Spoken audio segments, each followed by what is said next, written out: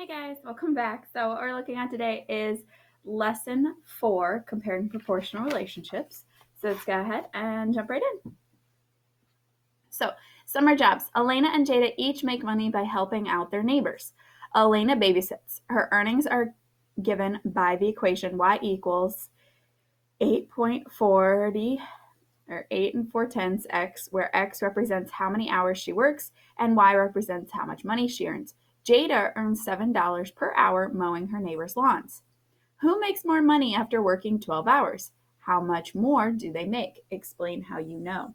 So if we take and look at this, what we're doing is for Jada, we would take 7 times 12, which is going to take and give us 84. Now, for Elena, so this is Jada's. For Elena, we have the equation. So we're going to have y equals 8.40 times 12, because remember, x represents the number of hours. If we know how many hours they're working, the 12 hours, then we can find out how much she's earning. So if we take the 840, which would be $8.40, would be how much she's earning, times the 12, we get 180 cents. So who makes more money? Elena does.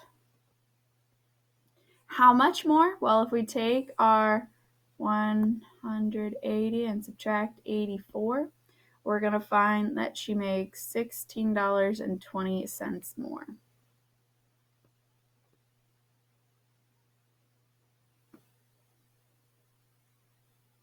For B, what is the rate of change for each situation and what does it mean? Well, for Jada, her rate of change is the $7. So $7 per hour. For Elena, it's the $8.40 per hour. So with this, basically what each of them mean is the rates of change are telling us how much money they are making for each hour that they work. So that's what the dollars per hour is representing, is how much they're making for every hour they work. So how long would it take each person to earn $150? So for Jada, we'd take 150 and divide it by 7. Now, 7 does not go into 150 perfectly. So we end up with 21.428, so on and so forth.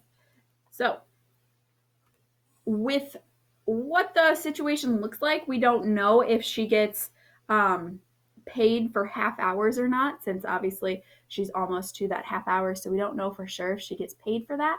So that means she'd probably need to work 22 hours to take and earn the $150.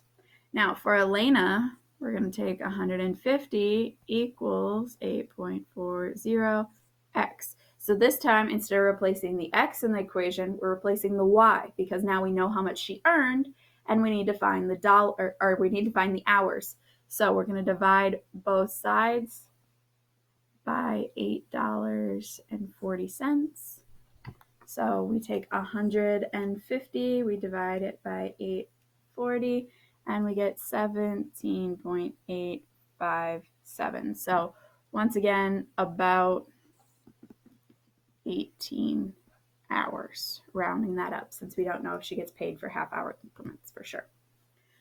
So this is looking at 2 different proportional relationships and comparing them and seeing, who's making more and really working with the different parts.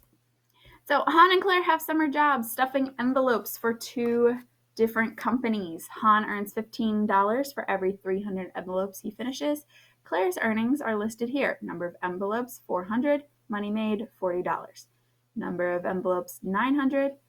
Money in dollars, 90. Who would make more money after stuffing 1,500 envelopes? How much more money would they make? So if we look at this, So Han is earning $15 for every 300 envelopes. If we take the 1,500 envelopes and divide it by 300, that's going to take and give us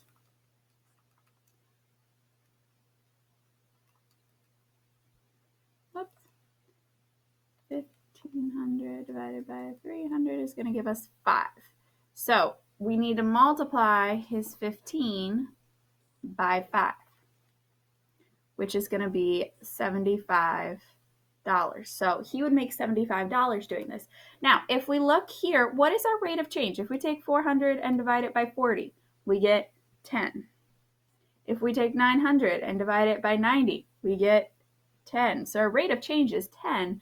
So if he has, if Claire has stuffed 1,500 envelopes and we take and divide that by 10, we're going to find that she made $150. So Claire would be making more money. And if we take 150 minus 75, we get $75 more. So what's the rate of change for each situation? So in Han's case, he is earning, so if we take 300 and divide it by 15, he's earning 15 and divide it by 300, he is earning 5 cents per envelope. If we look at the other way, we take 40 and divide it by 400, we get Claire is earning 10 cents per envelope. And once again, it represents how much they're earning per envelope. So instead of in the previous one that was per hour, now it's per envelope that they stuff. So who gets paid more in their job?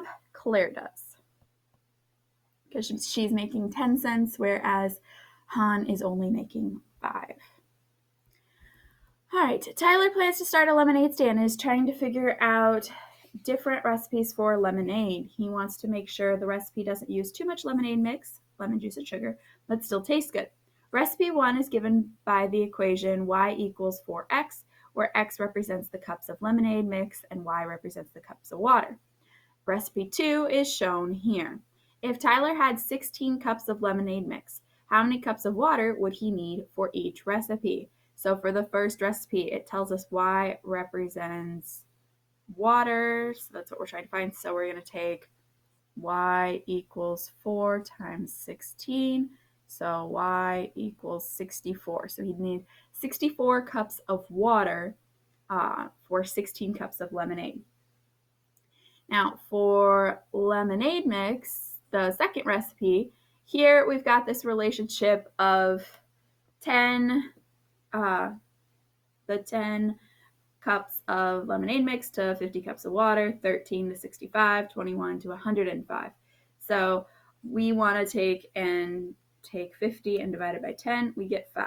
Take 65 and divide it by 13, we get 5. Take 105 and divide it by 21, we get 5. So our rate is 5. So for every 1 cup of lemonade mix, it's 5 cups of water. So we'll take 16 times 5, which is 80. So he needs 64 cups for the first recipe, 80 cups for the second recipe. For B, what is the rate of change for each situation? So in the first one, it's 4 cups water for 1 cup lemonade mix. The second one is 5 cups of water per, so for every 1 lemonade mix. So Tyler has a 5-gallon jug, which holds 80 cups to use for his lemonade stand and 16 cups of lemonade mix. Which lemonade recipe should he use? Well, either recipe can be used technically. It just means that we'd have less than the necessary amount. So recipe 1 would use all 16 cups of mix and 64 cups of water, since there are 4 cups of water per lemonade mix. And recipe 1 would use 13 1/3 cups of mix and 16 2/3 cups of water, since there are 5 cups of water per lemonade mix. He should use this one here, because then he's going to have some left over, but either one will work. So this one's just looking at which would make the most sense. Now, if he uses everything up, then he has nothing to use for the next day. So that's why it makes sense to have some left over, which he would with recipe 2. So this one's kind of a either way works. So these are all proportional relationships. Remember, proportional means it goes through the origin. We have that 0, 0 coordinate in there. So proportional is your key word for this lesson. If you guys have any questions, feel free to ask. Have a wonderful day. Bye, guys.